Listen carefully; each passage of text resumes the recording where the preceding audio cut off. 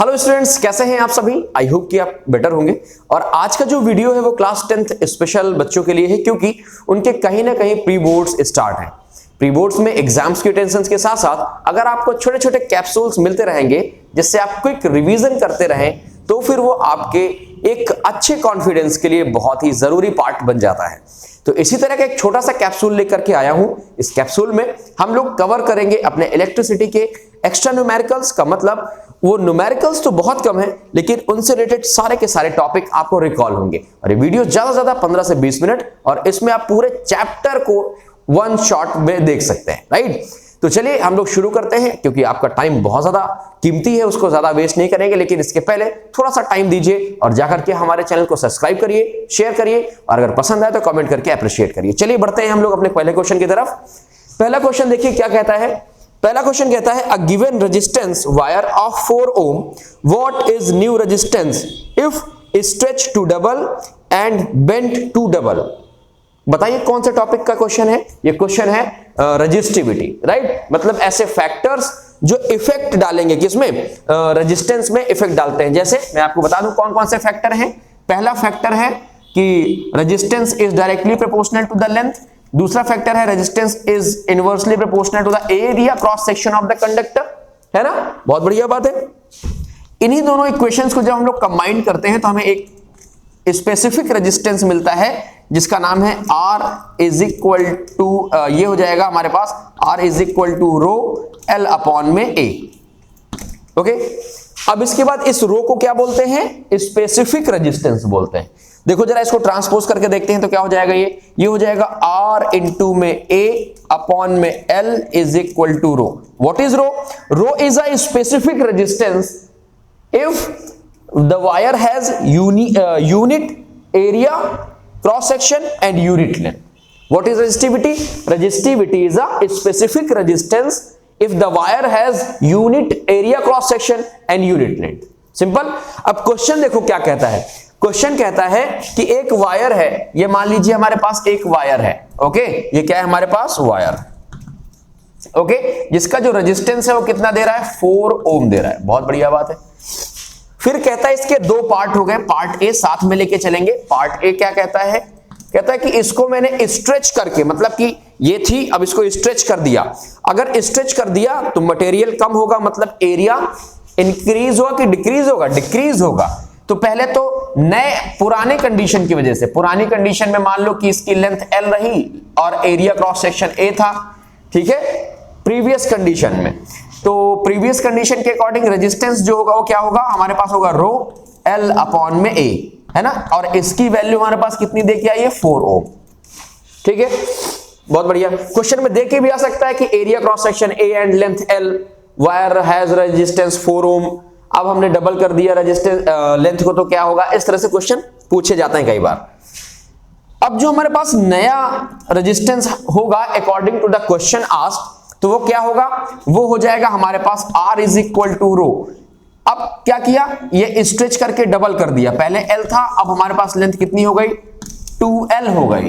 तो एरिया कितना हो जाएगा, एरिया बाई 2 हो जाएगा, है ना। तो रेजिस्टेंस तो चेंज होगा, क्यों, क्योंकि लेंथ एक फैक्टर है, ओके, एरिया एक फैक्टर है, तो रेजिस्टेंस हमारे पास चेंज होना चाहिए। जरा देखिए अब, तो रो L कितनी है हमारे पास, 2L, ओके। एरिया कितना है, एरिया बाय 2। इसको जब सॉल्व करेंगे तो हमारे पास न्यू रेजिस्टेंस आ जाएगा according to the first condition, first case. Rho ये हो जाएगा हमारे पास कितना, L अपॉन में A, और 2 2 जा 4, यहां पर आएगा 4। अब जरा देखिए, रो L अपॉन A की वैल्यू हमारे पास कितनी है, वो है हमारे पास R 4 ओम के आसपास, 4 ओम ही है। तो जो हमारे पास नया रेजिस्टेंस आएगा वो कितना आ जाएगा, 4, इसकी जगह 4 प्लेस किया, इंटू में 4 मतलब 16 ओम। क्वेश्चन कभी कभी ऐसे आ जाता है कि आपको मैग्नीट्यूड नहीं दिया होगा तो थोड़ा सा कंफ्यूजन रहता है, लेकिन अगर कंसेप्ट आपको क्लियर है तो आपको बिल्कुल भी कंफ्यूज होने की जरूरत नहीं है, ठीक है। आइए बात करते हैं हम लोग अब दूसरे पार्ट की। देखो यहां से ना रेजिस्टेंस वाला पार्ट आपको क्या हो जाएगा, क्लियर हो जाएगा। फिर देखिए क्या कहता है, दूसरे केस में हमने क्या किया, बेंट करके डबल कर दिया। मतलब अब हमने वायर को कुछ इस तरह से कर दिया। जब इस तरह से किया तो लेंथ हमारे क्या हो जाएगी, हाफ डबल हो जाएगी। लेंथ क्या हो गई, डबल हो गई, लेंथ हो गई लेंथ हो गई हाफ, सॉरी लेंथ क्या हो गई, हाफ हो गई। भाई सिंपल सी बात है, अगर ये मेरा हाथ है और इसको मैं डबल कर दूं तो लेंथ मेरी देखो क्या हो गई, हाफ हो गई, ठीक है। लेकिन जैसे लेंथ हाफ हो गई तो देखो पहले सिंगल एरिया ये था, अब मैंने दोनों हाथ लगाया तो एरिया ज्यादा हो गया ना, डबल हो गया, तो एरिया क्या हो जाएगा, एरिया हो जाएगा 2a, ठीक है, बहुत बढ़िया। तो प्रीवियस कंडीशन के अकॉर्डिंग जो रेजिस्टेंस रहा हमारे पास वो कितना रहा, वो रो L अपॉन में A रहा, जिसकी वैल्यू थी 4 ओम। आई होप समझ में आ रहा होगा, बहुत टफ टास्क नहीं है। अब जो रेजिस्टेंस न्यू आएगा according to new pattern, new conditions, वो क्या होगा, रो L की वैल्यू कितनी हो गई, L की वैल्यू हो गई हमारे पास L/2 एंड एरिया की वैल्यू कितनी हो गई 2a, तो यहां पर हो गया 2a। देखिए तो रेजिस्टेंस जो न्यू आ गया वो क्या होगा, रो L अपॉन में A इंटू में 1/4, 2 2 4 1/4, और रो L अपॉन A की वैल्यू फिर से देखिए कितनी है, वो है 4। आप सबको पता है 4 क्या दे के आई है, ये दे के आई है 4। ओके, तो जब ऐसा हम 4 रखेंगे तो क्या हो जाएगा, न्यू रेजिस्टेंस हमारे पास आएगा 4 इंटू में 1/4, इसकी वैल्यू आ जाएगी 1 ओम, ठीक है। तो according to the first condition हम लोगों ने क्या देखा कि अगर हमने स्ट्रेच करके डबल किया, लेंथ एरिया हो गया हाफ, तो रेजिस्टेंस हो गया 4 times of the previous resistance या ओल्ड रेजिस्टेंस। जब हमने क्या किया, बेंड करके इसको वायर को डबल किया तो एरिया हो गया डबल, लेंथ क्या हो गई, लेंथ हो गई हाफ। ओके, अब जो हमारे पास रेजिस्टेंस होगा वो कितना आ जाएगा, वो आ जाएगा 1। बात समझ में आई, या 1/4 time of the previous resistance. I hope कि आपको समझ में आ गया होगा। और अब हम लोग चलते हैं अपने नेक्स्ट क्वेश्चन की तरफ। सर जरा देखिए आपका फोन लॉक हो गया है और खुल नहीं रहा है मेरे से, जरा बच्चा लोग 1 मिनट जरा रुकिएगा बस। भाई सर रॉ में थे पहले, तो उन्होंने सिक्योरिटी बहुत टाइट रखी हुई है अपने फोन की, बस 1 मिनट ही लगेगा मुझे उनकी सिक्योरिटी को ब्रेक करने के लिए, क्योंकि मैं हूं खलनायक। चलो अब देखते हैं, गधा ध्यान दो इसमें है, खलनायक तुरंत सुनाई दे गया। चलो अब एक टॉपिक तो रेजिस्टेंस वाला कंप्लीट हो गया। जो क्वेश्चन में डाउट रहता है आप लोगों को, इन क्वेश्चन में डाउट रहता है, मैं इसको इरेज कर देता हूं, ठीक है। अब इरेज कर दिया मैंने, आई होप कि आपने इसको नोट कर लिया होगा, नहीं किया तो स्क्रीनशॉट का आजकल तो बड़ा टाइम चल रहा है। और सबसे खास बात तो ये वापस से वीडियो आप जाकर के देख सकते हो, है ना, टेक्नोलॉजी है भाई। फिलहाल तो जाके सब्सक्राइब कर दिया होगा अभी तक तो। चलो क्वेश्चन अपना अगला कहता है, फिर से देखिए क्वेश्चन आपको दिख रहा होगा। क्वेश्चन कह रहा है, two wire A and B of same material having their length in ratio 1:2। Okay, area cross section in the ratio 2:3, area है 2:3, ठीक है। फिर कहता है if the resistance of the wire A be 12 ohm, A का resistance कितना है 12 ohm है, then calculate the resistance of the wire B. तो बी का जो रेजिस्टेंस है वो कैलकुलेट करिए। कितनी प्यारी बात कही है आपने, बहुत अच्छी बात कही है। चलिए ठीक है, क्वेश्चन दिख रहा है आपको, ओके समझ में आ गया, क्वेश्चन हटा दिया जाए। चलिए अब जरा समझते हैं क्या कहता है। क्वेश्चन कहता है कि 2 वायर से, जरा देखो लिखना शुरू करो पहले। एक वायर ए, देखो लिखने से ही प्रॉब्लम्स का सलूशन है। देखो अगर ऐसा है कि ओरली हम लोग तुरंत सॉल्व करने लगते हैं कोई भी प्रॉब्लम होती है ना, ओरली नहीं, उसको रिटन में करिए, इसके बाद फिर आप माइंड अपना यूज करिए, तो आप उसको सिंपली क्या कर सकते हैं, कर सकते हैं, ठीक है। और क्योंकि जब हम लोग माइंड में कोई प्रॉब्लम को सॉल्व कर रहे होते हैं तो उतना तेज आंसर नहीं हम लोग निकाल पाते हैं, जितना कि हम पेन कॉपी में लेकर के बैठे तो निकाल सकते हैं। तो मेरा कहने का मतलब समझ रहे हैं, पेन कॉपी निकाल लो।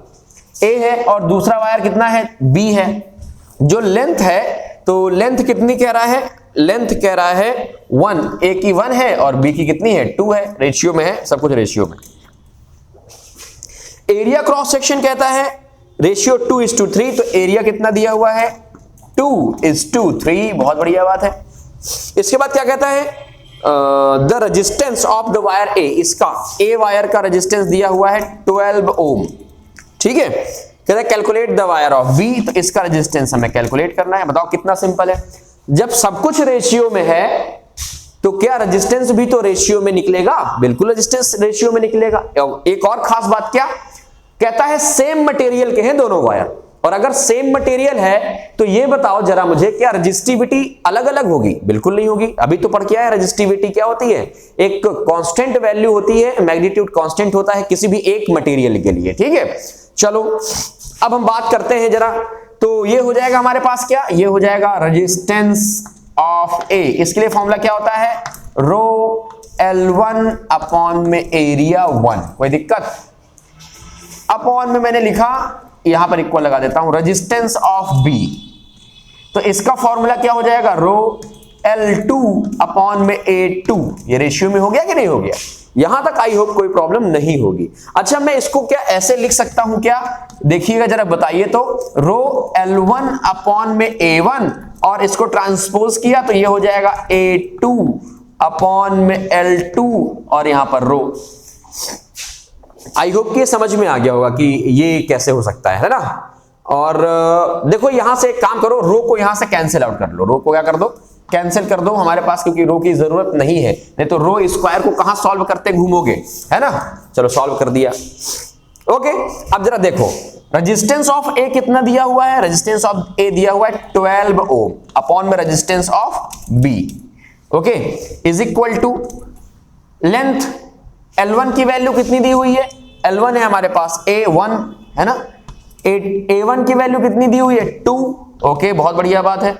इनटू में A2 की वैल्यू कितनी दी हुई है 3, अच्छा, और L2 की वैल्यू कितनी दी हुई है, L2 की वैल्यू दी हुई है 2, ठीक है, ओके। एक चीज कहां मिस हो गई भाई, हाँ ये है, मिस नहीं हुई है, जरा देखिए, तो ये हो जाएगा, अब देखिए यहां पर, ये हो जाएगा यहां पर 12 अपॉन में resistance of B is equal to 3/4 हो जाएगा।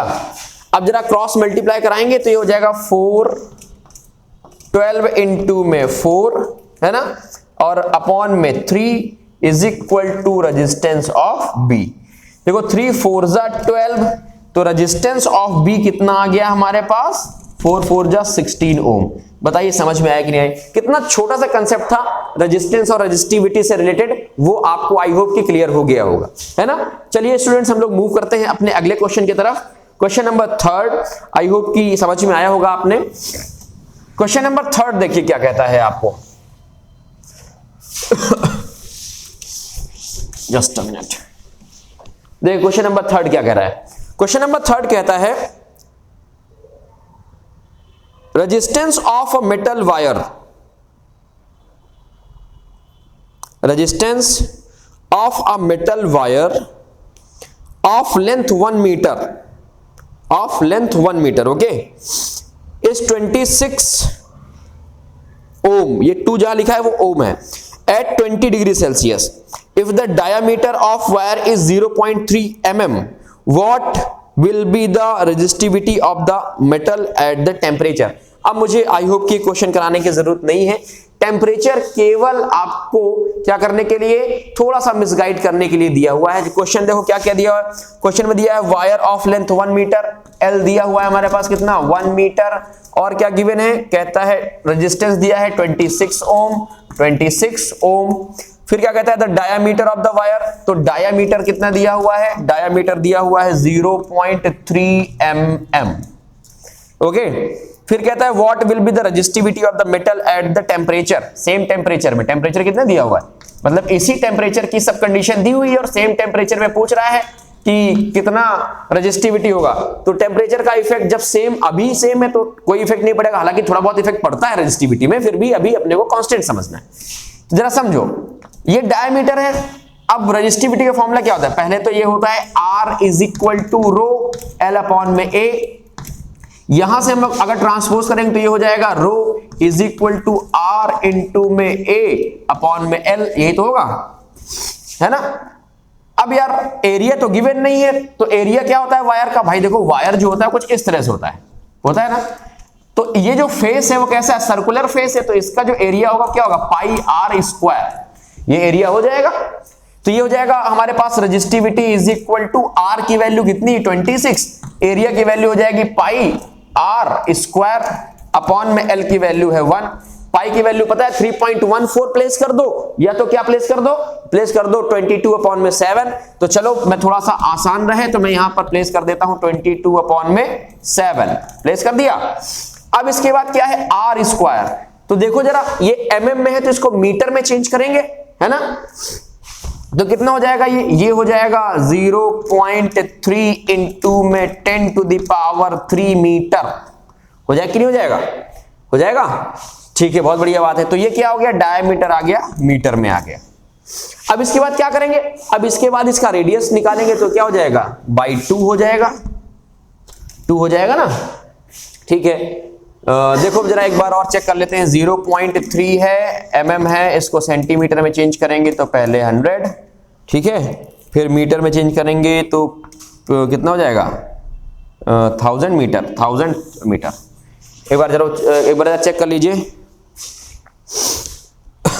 एक बार मुझे चेक कर लीजिए, एक मिनट, आप लोग भी चेक कर लीजिए जरा। 0.3 mm टू मीटर, सही है। कितना हो जाएगा, 0.-3 होगा, क्या होगा, -3 होगा। कितना हो जाएगा, -3, यही थोड़ा मिस हो रहा था मेरे से। तो -3 जैसे ही करोगे तो कितना हो जाएगा ये हमारे पास, और बाई 2 ये हो गया रेडियस। ये अब ये जो हमारे पास आ गया, क्या हो गया, रेडियस आ गया। ठीक है, चलो भाई, तो देखो मैथमेटिकल जो कैलकुलेशन है वो आपने करनी है, ये -3 आ जाएगा। देखो जरा, अब रू हमें चाहिए तो रू इज इक्वल टू कितना आ जाएगा, 26 इंटू में 22 इंटू में कितना, 0.3, 3 इंटू में 10 टू द पावर -3, ब्रैकेट का क्या, स्क्वायर। अरे यार ब्रैकेट बड़ा बीच गलत लग गया है, 0.3 अपॉन में कितना हो जाएगा, 1 इंटू में 7। कोई दिक्कत। अब इसको सॉल्व कर लीजिएगा, कैलकुलेशन आपको करनी है, रो की वैल्यू आ जाएगी, आ जाएगी कि नहीं आ जाएगी, क्या आ जाएगी, ohm metre. What is the SI unit of resistivity, ohm metre. I hope clear हो गया होगा, क्लियर है कंसेप्ट। चलो बहुत अच्छी बात है, मूव करते हैं अपने अगले क्वेश्चन की तरफ। यार अगर समझ में नहीं आ रहा तो मुझे कमेंट करके बता सकते हैं, ठीक है। चलिए, ये एक्स्ट्रा क्वेश्चन ना आपको आपके जो एग्जाम होने वाले हैं प्री बोर्ड, उसमें बहुत ज्यादा हेल्प करने वाले हैं। और ये चैप्टर ऐसा है ना जिससे थोड़ा सा बच्चा डरता है न्यूमेरिकल्स करने के लिए। और मैं क्या कहता हूं कि अगर न्यूमेरिकल्स आपने आ गए तो ये समझ लो कि आपको पूरे कंसेप्ट आ रहा है। क्वेश्चन जो हमारा है अगला क्या कह रहा है, 100 joule of heat produced each second in a 4 ohm resistance, find the potential difference across the resistor. बताइए, पोटेंशियल हीट का भी आपके पास कंसेप्ट क्या होता है, heat joule's law of heating होता है H is equal to I square RT, है ना। चलो ओके, बहुत बढ़िया बात है। और क्या दे रहा है, 100 joule heat produced each second in a 4 ohm resistor, find the potential difference. Potential difference निकालना है। चलिए ठीक है, जरा ध्यान दीजिए, H कितना दिया हुआ है, H की वैल्यू हमारे पास गिवन है कितना, 100 जूल हीट की, है ना। फिर कहता है कि टाइम कितना दिया हुआ, ईच सेकेंड मतलब 1 सेकेंड दिया हुआ है टाइम। कहता है 4 ओम रेजिस्टेंस, R की वैल्यू कितनी दी हुई है, 4 ओम दी हुई है। सब कुछ तो गिवन है भाई, क्या निकालना है, potential difference across the register निकालना है। तो बताओ, इसमें तो V है नहीं, मतलब हमें कोई ऐसा रिलेशन लाना पड़ेगा जो V लाए। तो बड़ा सिंपल सा लॉजिक है, I स्क्वायर R एक फॉर्मूला होता है मेरे ख्याल से। जरा देखिए, H इज इक्वल टू, देखो I स्क्वायर है तो यहां से देखो V इज इक्वल टू क्या होता है, I R होता है ना। तो I इज इक्वल टू क्या हो जाएगा, V अपॉन में R। तो I square is equal to क्या हो जाएगा, V स्क्वायर अपॉन में R स्क्वायर। चलो ठीक है, तो ये हो जाएगा V स्क्वायर अपॉन में R स्क्वायर इंटू में R इंटू में T। देखो एक स्क्वायर से R तो निपट गया, तो H इज इक्वल टू कितना बचा हमारे पास, V स्क्वायर इंटू में T अपॉन में R बचा। वैल्यू रखो, आंसर पाओ। V की वैल्यू फाइंड करनी है तो 100 हो गया हमारे पास। H की value is equal to, V square की वैल्यू नहीं पता, टाइम की वैल्यू V, और R की वैल्यू कितनी है हमारे पास, R की वैल्यू है 4। ठीक है बच्चे लोग, अब जरा देखो क्या हो जाएगा, ये हो जाएगा 400 इज इक्वल टू क्या हो जाएगा, ये हो जाएगा V स्क्वायर, या V की वैल्यू कितनी आ जाएगी, 20 वोल्ट। बताओ कितना आसान क्वेश्चन था ना। थोड़ा सा आपको ध्यान देना है, अगर कंसेप्ट क्लियर है तो आपको समझ में आ जाएगा। चलिए, आई होप कि क्वेश्चन में समझ में आया होगा। आगे बढ़ते हैं अपने अगले कंसेप्ट की तरफ, और अगला कंसेप्ट है वो है एक गीजर है, सॉरी कॉम्बिनेशन ऑफ रेजिस्टेंस का है। जरा देखिए, सब कुछ तो हो गया। देखो हम लोग ने पढ़ा factors affecting the resistance, resistivity, Joule's heating law मतलब heating effect of electric current. अब हम लोग पढ़ने जा रहे हैं कौन सा, कॉम्बिनेशन ऑफ रेजिस्टेंस पढ़ने जा रहे हैं, है ना। अब बताइए क्या बचा हो, कुछ बचा हो तो बता दो। इसके बाद पार बचेगा तो पार का एक क्वेश्चन कर लेंगे, सारे के सारे कंसेप्ट क्लियर। इसलिए ये इंपॉर्टेंट होता है कि क्यों हम लोग इसको कर सकते हैं। एक फिगर आपको दिख रहा होगा, इस फिगर में देखिए आपको दिख रहे होंगे कुछ रेजिस्टेंस पैटर्न दिख रहे होंगे, एक 6 वोल्ट बैटरी दिख रही होगी, है ना, ठीक है, एमीटर दिख रहा होगा, करंट दिख रहा होगा, बहुत बढ़िया बात है। इसमें करना क्या है, इसमें निकालना है हमें नेट करंट। क्या निकालना है? Net current. चलो ठीक है, मैं फिगर आपको बना देता हूं, क्वेश्चन हटा के हम लोग फिगर, देखो मैं फिगर में ध्यान देते हैं। देखो एक कुछ इस तरह से रेजिस्टेंस ऐड था, याद आया? ओके, एक कुछ इस तरह से रेजिस्टेंस ऐड था, है ना, एक ये रेजिस्टेंस ऐड था। इसका मतलब कि यहां से करंट अगर जाएगा तो डिवाइड हो जाएगा, मतलब ये तो कॉम्बिनेशन हमारा पैरेलल का हो गया। फिगर बनाने में देखो ये फायदा मिलता है ना। इसके बाद फिर क्या हुआ, इसके बाद फिर ये आगे बढ़ता गया और इसके बाद फिर देखो ये रेजिस्टेंस आया, ओके, फिर एक रेजिस्टेंस आया हमारे पास और फिर एक रेजिस्टेंस आया। इनका जो कनेक्शन है वो कुछ इस तरह से गया एमीटर के पॉजिटिव टर्मिनल पे, है ना। एक और रेजिस्टेंस है यहां पर, ये एक और रेजिस्टेंस मैंने लगा दिया। फिर नेगेटिव टर्मिनल से ले गया मैं इसको बैटरी में, मैंने जोड़ा, बैटरी में जोड़ दिया, ओके, कई सारे 2 सेल लगे हुए हैं और इसका पॉजिटिव हमने यहां से ऐड कर दिया, ठीक है। ये हो गया हमारे पास पॉजिटिव, ये हो गया नेगेटिव, ये हो गया एमीटर और ये हो गया 6 वोल्ट, ठीक है ना। चलो अब जरा इनके नाम लिख लेते हैं। ये है R1, ये है R2 और ये है R3। R1 की वैल्यू हमारे पास 6 ओम, R2 की वैल्यू है 6 ओम, R3 की वैल्यू है 6 ओम, बहुत बढ़िया बात है। R4 की वैल्यू है हमारे पास 4 ओम, R3 की वैल्यू है, R3 की वैल्यू है 3 ओम, फटाफट बना लो। R5 है, सॉरी, ये R6 की वैल्यू है 12 ओम और R7 की वैल्यू है कितनी? 1.5। R7 की वैल्यू है 1.5, ठीक है। चलो एक स्विच तो यार लगाया ही नहीं हम लोगों ने, स्विच भी लगा लेते हैं, बिना स्विच के डायरेक्ट सिस्टम बना बैठाल के बैठे हो। चलो ये फिगर आई होप कि आपको दिख रहा होगा, जो कि अभी फिलहाल इमेज में दिख रहा था, ठीक है। अब इसमें हमें क्या निकालना है? इसमें निकालना है इसमें निकालना है नेट रेजिस्टेंस और नेट करंट ऑफ द हमारे पास जो ये सर्किट है। तो नेट रेजिस्टेंस निकालने के लिए जरा देखो, करंट पॉजिटिव टर्मिनल से हायर से लोअर गया और यहां से हम लोग आगे बढ़े तो क्या देखा हम लोगों ने? देखा कि यहां से करंट डिवाइड हो गया। जब करंट डिवाइड हो जाता है तो वहां पर क्या होता है? वहां पर होता है पैरेलल कॉम्बिनेशन, है ना। तो मतलब कि R1 देखो, यहां से R1, R2 and R3 are in parallel. किसमें है? R in parallel. अगर वो पैरेलल है तो resistance in parallel is equal to क्या हो जाएगा? 1 अपॉन में R1 प्लस 1 अपॉन में R2 प्लस 1 अपॉन में R3, ठीक है ना। इसके बाद क्या होगा? 1 अपॉन में R parallel is equal to 1 upon में R1 की वैल्यू कितनी है? 6, R2 की वैल्यू 6, R3 की वैल्यू 6, तो ये हो जाएगा कितना? 3/6। अब इसको रेसिप्रोकल करना मत भूलिएगा, ध्यान रखें। तो रेजिस्टेंस इन पैरेलल हो जाएगा 6/3, या मैं इसको लिख सकता हूं 3 ओम। मतलब इन तीनों का कॉम्बिनेशन अगर मैं देखूं मिला के तो कितना बचा? 3 ओम, ठीक है। कुछ ये फिगर इस तरह से बन गया, ये फिगर गया, ये 3 ओम और यहां से फिर ये 3 डिवाइड हो गए। क्या फिगर को समझ में आ रहा है कि नहीं आ रहा है? ये 6 और 4 ओम, ये 3 ओम, इस तरह से ये हो गया 4, ये हो गया 3, ये हो गया 12 और ये कितना निकल के आ गया? 3 ओम निकल के आ गया। जरा देखिए, हम लोग इसी लाइन से चल रहे हैं, आगे करंट बढ़ रहा है तो ये 3 ओम सिंगल है, कोई बात नहीं, आगे गए तो करंट फिर डिवाइड हो गया, तो फिर देखो 3 मिले, तो ये 3 मिले, करंट डिवाइड हुआ, तो ये तीनों फिर पैरेलल हो गए। पैरेलल हो गए कि नहीं हो गए? बहुत बढ़िया बात है। मतलब कौन सा? मैं इसको लिख देता हूं कि रेजिस्टेंस इन पैरेलल एंड कौन सा?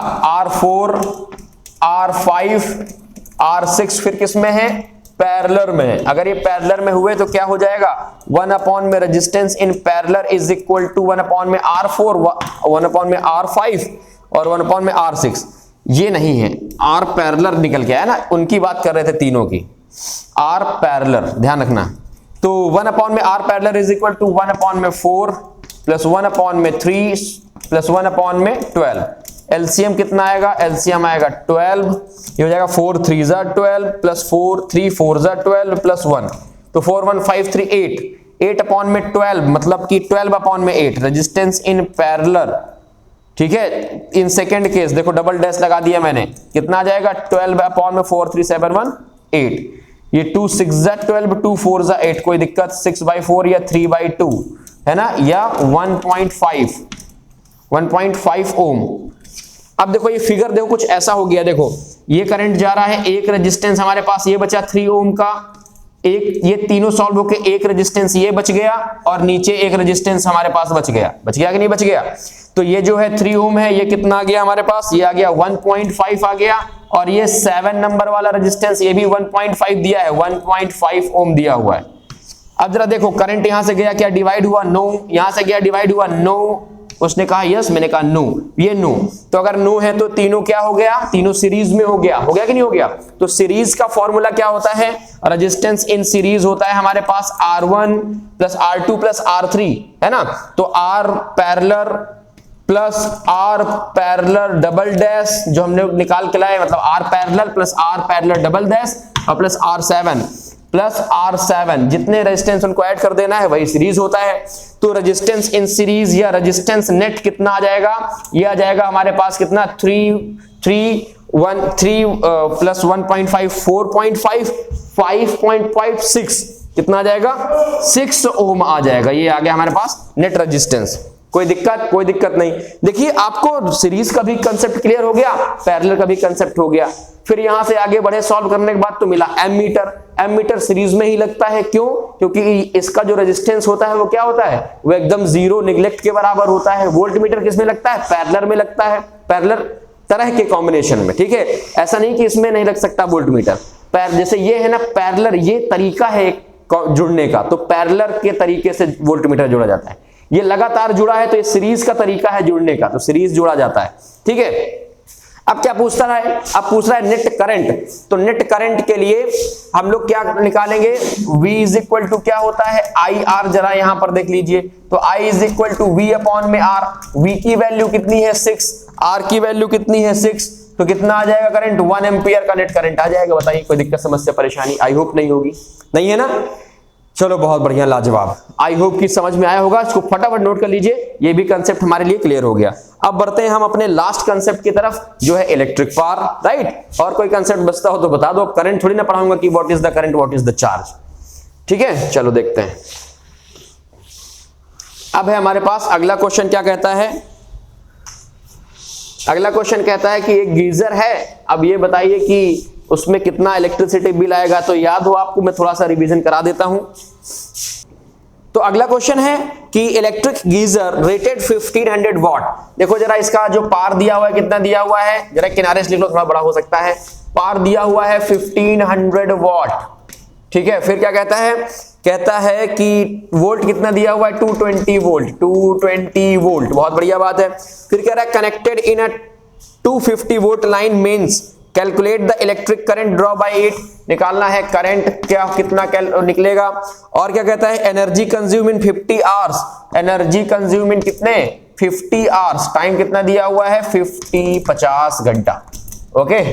फिर क्या कहता है, कहता है कि cost of energy consume in each unit cost 6 rupees, रुपए दिया हुआ है कितना 6 रुपए पर यूनिट के हिसाब से बिल आता है आपके घर में, ठीक है। चलो निकालते हैं। तो सबसे पहले करंट निकालना है, तो सबसे पहले थोड़ा सा रिवीजन करना पड़ेगा। क्या होता है रिवीजन, रिवीजन होता है बार बार अभ्यास करना। तो पावर इज इक्वल टू क्या होता है, VI होता है कि नहीं होता है, ओके। और क्या होता है power, P is equal to V की जगह क्या रख सकते हैं, IR रख सकते हैं, तो क्या हो जाएगा I स्क्वायर R हो जाएगा। P इज इक्वल टू क्या होता है, V स्क्वायर अपॉन में R हो जाएगा। ये पावर के फॉर्मूले पढ़े। एनर्जी का कौन कौन सा फॉर्मूला पढ़ा, P is equal to energy is equal to P into में T, energy is equal to में P इंटू में T पढ़ा, ओके। इसके बाद क्या पढ़ा, SI यूनिट क्या पढ़ा, जूल होती है एनर्जी की। लेकिन अगर कॉमर्शियल यूनिट की बात करें तो क्या होता है, kWh होता है, और 1 kWh को ही बोलते हैं 1 यूनिट बोलते हैं। पढ़ा कि नहीं पढ़ा, बहुत कुछ पढ़ा भाई। इसके बाद क्या पढ़ा, इसके बाद हम लोगों ने पढ़ा कि अगर 1 किलोवाट में कितना होता है, 1000 वॉट होता है, 1000 वॉट होता है, ठीक है। चलो इतना कुछ तो पढ़ रखा है हमने। अगर ये क्वेश्चन नहीं आया तो बहुत बेकार है, धिक्कार है भाई। तो P इज इक्वल टू क्या होता है, VI, P is equal to VI। तो current is equal to P upon में क्या हो जाएगा V, है ना। P की वैल्यू कितनी है 1500 और V की वैल्यू कितनी है 2 20 एक 0 से 1 0 कैंसिल आउट हो गया, तो पॉइंट में निकले क्या? पॉइंट में कहां से निकलेगा भाई? 4 5 6 एम्पियर निकल रहा है क्या? चलो चेक कर लेना कितना आ रहा है, इतने एम्पियर निकल के आ जाएगा। करंट निकाल लोगे, बहुत बढ़िया बात है। अब इसके बाद क्या चाहिए? Energy consume. तो एनर्जी इज इक्वल टू क्या होता है? पावर इनटू में टाइम। तो पावर कितना है हमारे पास? पावर है 1500 वॉट। टाइम कितना दिया हुआ है? 50 आवर दिया हुआ है। तो देखो ये किसमें आ गया? ये वॉट आवर में आ रहा है। किसमें आ रहा है? वॉट आवर में। तो इसको अगर मैं पहले एनर्जी निकाल लेते हैं ना, तो कितना हो जाएगा हमारे पास? ये हो जाएगा 75123 वॉट आवर। ये आ गई हमारे पास एनर्जी कंज्यूम, या जो हमने वेस्ट किया, कुछ भी किया। अब इसके बाद क्या कहता है? कॉस्ट दिया हुआ 6 रुपए पर यूनिट। तो यूनिट में सबसे पहले चेंज करना पड़ेगा। तो यूनिट क्या होता है? kWh। तो ये है वॉट आवर, तो इसको वॉट आवर को किलोवाट में चेंज करना है। तो क्या करना पड़ेगा मुझे? ये हो जाएगा 75123 अपॉन में क्या? देखो ये अपॉन में समझना कि अपॉन लिखा हुआ है। अपॉन में कितना हो जाएगा? 1000 हो जाएगा। 1 0 2 0 3 0 कितना आएगा? 75 kWh, या 75 यूनिट आ गया। अब क्या चाहिए? अब चाहिए अपने को इलेक्ट्रिसिटी बिल। तो बिल इज इक्वल टू क्या हो जाएगा? 75 इंटू में 6, ये हो जाएगा 6 5 30, कैरी कितना आया? 3, 7 6 42, 42 और 3 45, मतलब भैया 450 रुपए आपने पे करने हैं केसा को, ठीक है, अगर आपने इस हिसाब से इलेक्ट्रिक हीटर चलाया है। तो कैसी रही आपकी ये कैप्सूल क्लास, छोटी सी इस चैप्टर की रिवीजन की? न्यूमेरिकल्स तो हम लोगों ने 5 ही किए, लेकिन आपको ये जरूर समझ में आ गया होगा कि इस क्लास को कैप्सूल क्लास क्यों कहा मैंने स्टार्टिंग में ही। ठीक है, तो आज के लिए इतना ही। हंसते मुस्कुराते रहिए, मिलते हैं किसी नेक्स्ट क्लास में, and best of luck for your board exams. अभी तो मिलना है, वैसे best of luck your pre board examination. Okay, tension मत लो, प्री बोर्ड है यार, कोर्स आपका जहां कहीं पढ़ रहे हैं खत्म हुआ है नहीं हुआ है ना, सिलेबस खत्म करना है या नहीं करना है, टेंशन सब भूल के आराम से प्री बोर्ड दो और खूब जम के गलती करो और उससे सीखो और आगे तरक्की करो। ठीक है, मिलता हूं किसी नेक्स्ट क्लास में। Bye bye, Tata.